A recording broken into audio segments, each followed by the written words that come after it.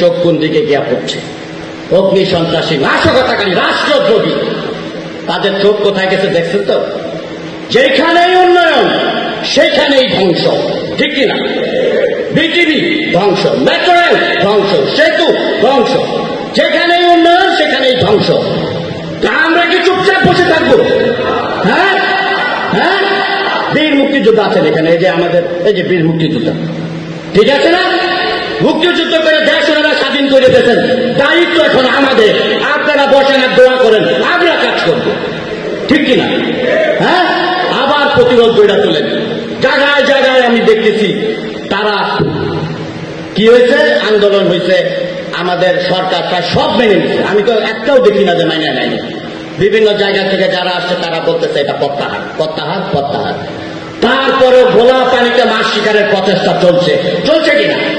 চলছে।